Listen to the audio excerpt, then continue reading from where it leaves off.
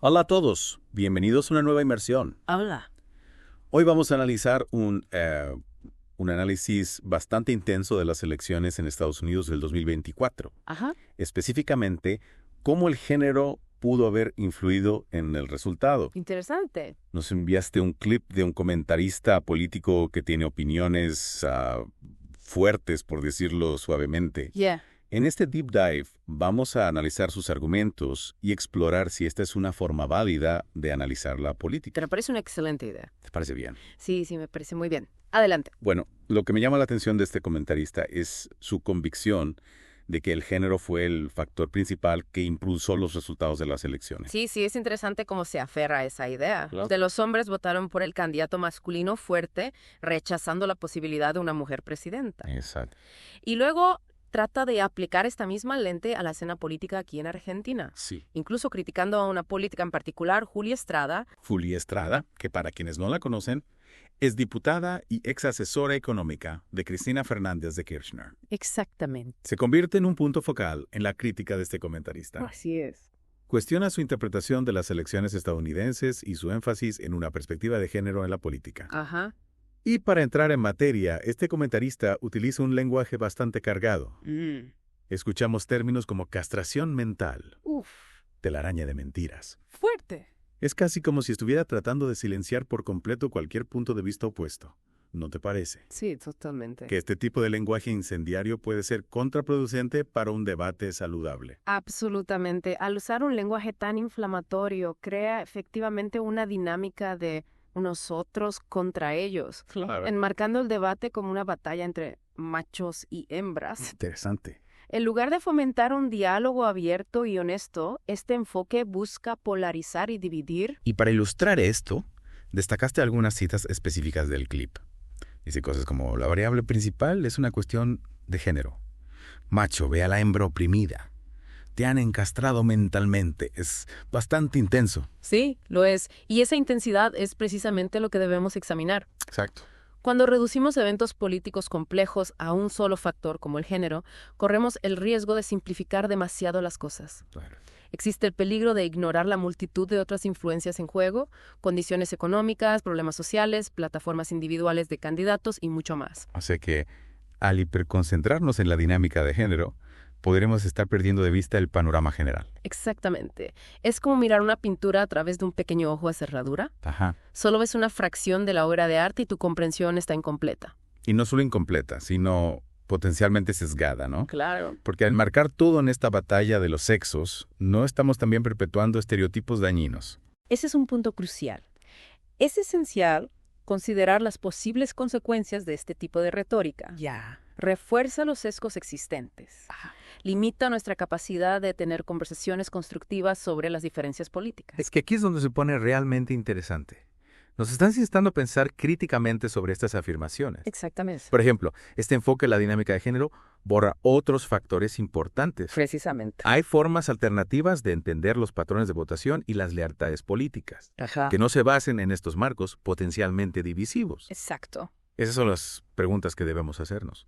Hasta ahora, hemos desempacado el argumento de este comentarista, Sí. destacando su uso de un lenguaje fuerte y su enfoque en el género como el principal impulsor de los resultados políticos. Exacto. Y lo más importante, hemos comenzado a explorar las posibles limitaciones y peligros de este enfoque. Claro. Es fundamental recordar que la política es un tapiz complejo tejido con muchos hilos diferentes. Y reducirla a un solo factor corre el riesgo de distorsionar nuestra comprensión. Totalmente. Retomando nuestra conversación sobre análisis del comentarista, me parece crucial profundizar en su crítica a Julia Estrada. Sí. Afirma que su comprensión de las elecciones estadounidenses es errónea porque las ve a través de una lente de género. Y no solo eso. Incluso llega a sugerir que la perspectiva de Estrada es un síntoma de la castración mental que supuestamente ocurre en las universidades. Me parece un salto bastante grande, ¿no crees? Sin duda es una afirmación bastante polémica. Sí. El comentarista parece estar insinuando que cualquier intento de analizar eventos políticos a través de una lente de género es inherentemente defectuoso, irracional e incluso peligroso. Esta postura no solo es reduccionista, sino que también ignora la valiosa contribución que los estudios de género han hecho a nuestra comprensión de la política. Y utiliza un lenguaje bastante colorido para llevar este punto a casa. Llama al análisis de Estrada pobrísimo e irracionalidades, e incluso se burla de su educación, diciendo que necesita despertar de este supuesto lavado de cerebro. ¿No te parece que este tipo de lenguaje descalifica al interlocutor en lugar de abordar sus ideas? Exacto. El comentarista, en lugar de ofrecer argumentos sólidos o evidencia que respalde sus afirmaciones, recurre a ataques personales y a la ridiculización. Claro. Esto no solo es una falacia lógica, sino que también crea un ambiente hostil que impide un debate constructivo. Y lo que me llama la atención es que no ofrece ninguna explicación alternativa para los resultados de las elecciones. Simplemente descarta la perspectiva de Estrada y de cualquiera que pueda estar de acuerdo con ella. Esta falta de compromiso con puntos de vista opuestos contribuye aún más a la retórica divisiva. Es como si el comentarista estuviera más interesado en construir muros que entender puentes. Al rechazar cualquier perspectiva que no se alinee con la suya, se encierra en una burbuja ideológica que le impide ver la complejidad del mundo real. Entonces, ¿qué significa todo esto para nosotros? ¿Cómo podemos, como ciudadanos comprometidos, navegar este tipo de discusiones políticas acaloradas sin caer en la trampa de la simplificación y la polarización? Creo que la clave está en cultivar el pensamiento crítico. Ajá. No debemos aceptar todo lo que escuchamos al pie de la letra, especialmente cuando se presenta con tanta emoción y con un lenguaje tan cargado. O sea, deberíamos cuestionar las suposiciones. Exacto. Como la suposición de que el género es el único factor, o incluso el más importante en la forma en que la gente vota. Exactamente. Necesitamos considerar múltiples perspectivas, examinar la evidencia cuidadosamente y estar dispuestos a desafiar nuestros propios sesgos. La realidad es mucho más compleja que las narrativas simplistas que a menudo se nos presentan. El comentarista también parece estar insinuando que cualquier forma de educación superior es inherentemente peligrosa, que de alguna manera castra a las personas intelectualmente.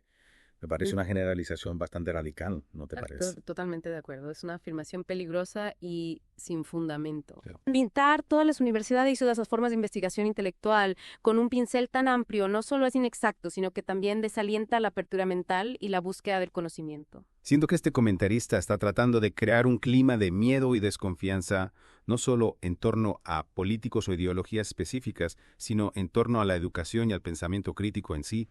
Es como si quisiera que la gente se limitara a aceptar ciegamente lo que él dice sin cuestionarlo. Y esa es una tendencia preocupante. Cuando rechazamos el debate razonado y el análisis crítico en favor de la retórica inflamatoria y los ataques personales, socavamos los cimientos mismos de una sociedad democrática sana. Necesitamos ser capaces de entablar discusiones respetuosas e informadas sobre temas complejos sin recurrir a este tipo de insultos y simplificaciones. Absolutamente. Y parte de eso implica reconocer las limitaciones de nuestras propias perspectivas. Todos tenemos sesgos y nociones preconcebidas, y es importante reconocerlos y estar abiertos a aprender de los demás, incluso de aquellos con quienes no estamos de acuerdo. Parece que el comentarista está más interesado en ganar puntos y silenciar la disidencia que en entablar un diálogo significativo.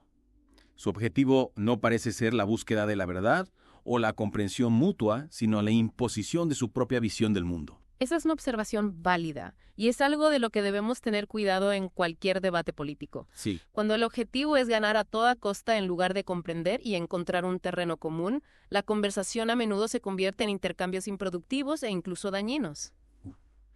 Sí que ha sido intenso este análisis. Sin duda. Hemos explorado a fondo el análisis del comentarista, su lenguaje, sus estrategias y sus posibles intenciones. Así es. Ahora me gustaría abrir un poco el espacio para ti, el oyente. Claro. ¿Qué te llamó la atención de este análisis? ¿Qué te pareció? ¿Te resultó persuasivo? ¿Te encendió alguna alarma? Es fundamental que cada uno de nosotros desarrolle su propia brújula para navegar por este complejo mundo de la información y del análisis político. Totalmente. Y en este caso particular, ¿qué elementos te parecieron más convincentes? O por el contrario, más cuestionables. Exacto. Hemos hablado mucho de los peligros de la simplificación excesiva, pero ¿cuáles son algunas formas prácticas en las que podemos evitar caer en esa trampa? A veces puede resultar bastante difícil identificar cuándo un argumento está siendo manipulado para ajustarse a una agenda particular. Sí, comparto tu preocupación. Te propongo un ejercicio. La próxima vez que te encuentres con un análisis político, especialmente uno que se basa en generalizaciones o en un lenguaje emocionalmente cargado, detente un momento a examinarlo con ojo crítico. Me gusta esa idea. ¿Y cómo podemos hacer eso de forma efectiva? Primero, identifica la afirmación o el argumento principal. ¿De qué está tratando de convencerte el autor? O sea, el primer paso es encontrar la tesis, ¿no? Exacto. Como aprendimos en la escuela. Así es. Luego busca la evidencia que se presenta para respaldar esa afirmación. Se basa en hechos, estadísticas, investigaciones, o es principalmente anecdótica, basada en opiniones personales o en ejemplos aislados. O sea, hay que revisar las fuentes. ¿Están realmente respaldando sus afirmaciones con evidencia sólida? Precisamente. Y finalmente, considera perspectivas alternativas. Hay otras formas de interpretar los mismos eventos o datos. Claro. ¿Cuáles son los posibles contraargumentos? En resumen, no te limites a aceptar la palabra de nadie sin importar cuán apasionado suene. Investiga por tu cuenta, piensa críticamente y mantente abierto a diferentes puntos de vista. Esa es la clave. Recuerda que el discurso político informado requiere que nos involucremos con la complejidad, los matices y la voluntad de considerar puntos de vista que pueden diferir de los nuestros. Totalmente de acuerdo. Este ha sido un viaje fascinante, aunque un poco inquietante, a través de las profundidades del análisis político. Sin duda. Comenzamos con el análisis de un comentarista sobre las elecciones estadounidenses y terminamos explorando preguntas cruciales sobre cómo participamos en el discurso político. Los invito a continuar esta exploración. Busquen perspectivas diversas, desafíen sus propias suposiciones y nunca dejen de hacerse preguntas. Muchas gracias por acompañarnos en esta inmersión. Hasta la próxima, sigan siendo curiosos y manténganse informados. Hasta luego.